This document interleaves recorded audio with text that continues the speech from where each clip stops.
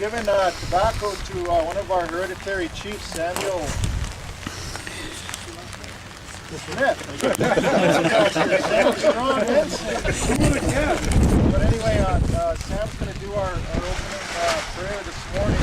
And our leader, Tommy J, is not able to make it. He might be coming in a little bit later. So, sometimes we just do the best that we can. And Sam's going to say our opening, start our opening here this morning. And some of the other council members are on their way as well. But we'll try not to keep you out here too long. We know it's wet and rainy and everything. So we're going to have a short ceremony this morning. And we'll have a couple words from some of the people who are going to be working on this, and also any of the council members want to say a couple things about the project here. We'll do that as well. Good morning. My name's Ray Brainy.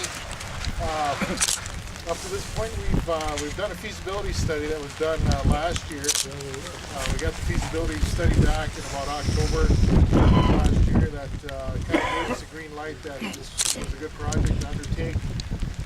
Moving the Red Lake Casino from its current location out to the South Boundary Road. It's going to get us much closer to Bemidji and into that major market, which is really important for us.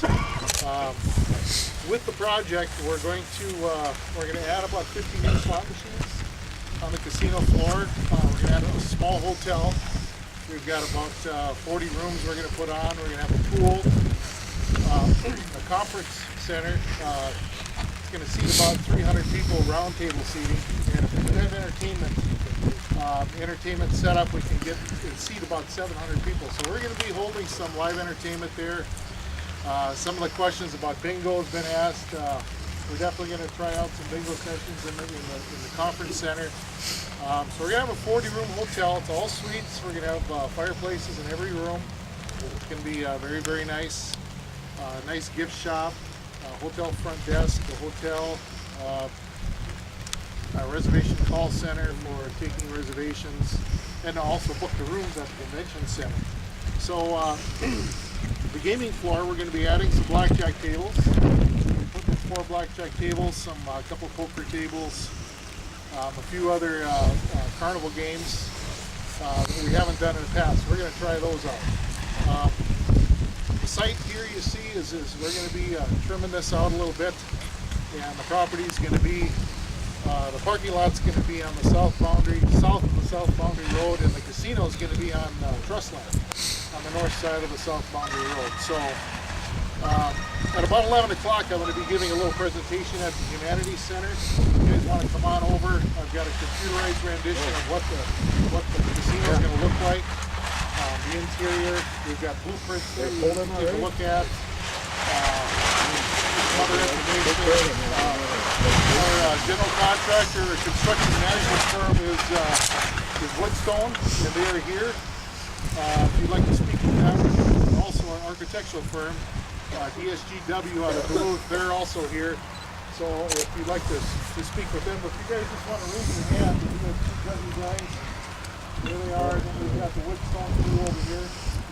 And then Rick Rothhausen, our gaming CFO, is standing back here for any financial questions. And we're going to go over the numbers at Humanities. So let's break ground. We're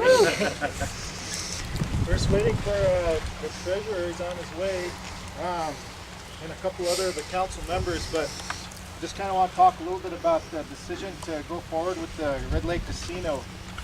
Years back, the Red Lake Humanities Center was run by the Red Lake School District, but tribes didn't have areas that they could use for gaming, and so they made the best they could with what they had. So we moved into there, started with bingo, and bingos were pretty big at one time. They used to have like up to 300 people who would come and play bingo, and we started adding further out into the facility. But Red Lake has never had a casino. I think we're one of the only reservations in the state that has not had an actual gaming property. But it was decided back then that someday the Humanities Center would be turned back to the community and used for what it was originally intended for. The school district had to leave there because you couldn't have smoking and gambling in close proximity any place you're working with kids. That's pretty much the law. So it was back then that someday hopefully we'd be able to have our own gaming facility. There's other questions that have arisen as of late about the economy and lending and banks and those type of things.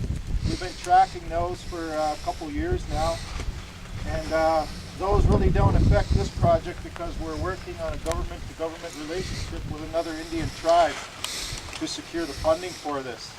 And they're doing quite well, and their banking system is strong and solid, and enables us to carry this project forward. Also, the debt service payments on this facility will be a fraction of what they were in the past with Thief River. Thief River project was controversial because we were paying $250,000 a month on debt service, and we were pretty much sunk into that, committed to paying off that debt. Red Lake did a good job, stayed with that schedule. In fact, we paid it off early, and our revenues as far as gaming is concerned have been record-breaking. That's also one of the things that's taken into consideration. The tribal council members did a very good job of doing the feasibility on this project, looking at trends and market surveys and what's happening around the reservation as well.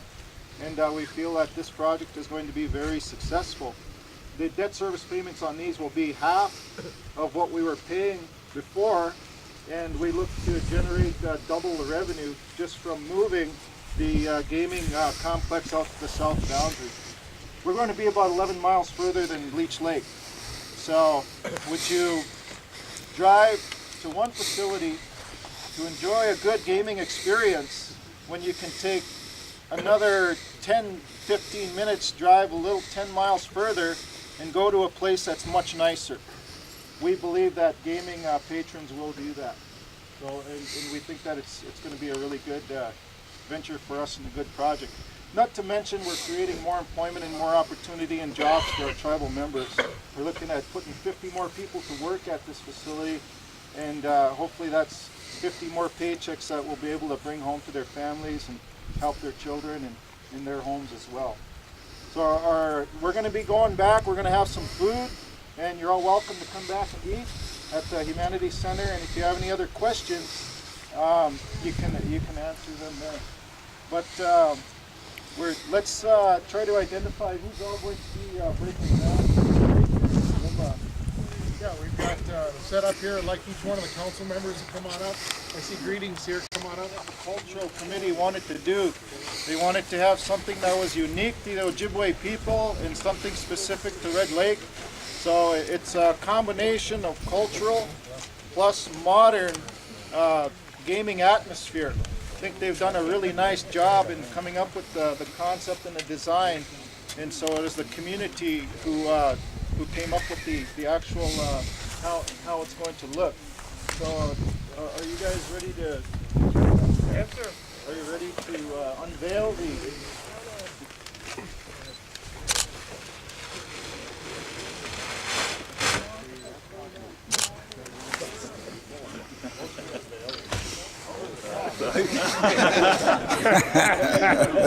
Now where's the window we want it to blow it over? We gotta climb.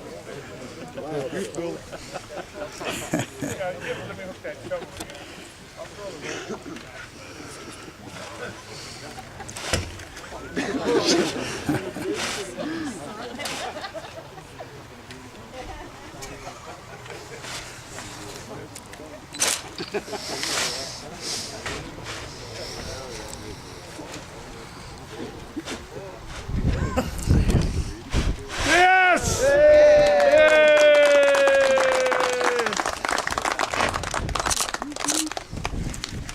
You know, the picture really doesn't do it justice because there's going to be the lighting schemes and the things that are going to be projected on the building, especially at night. It's going to be a beautiful, beautiful building that it's going to be really striking to look at both in the daytime and at night. And inside, it's second to none. It's going to be a real nice facility, something that we can all be proud of. We'll have a nice restaurant in there. It's accessible for people who don't want to gamble, as well as those who want to access the gaming portion of it. And one of the things I was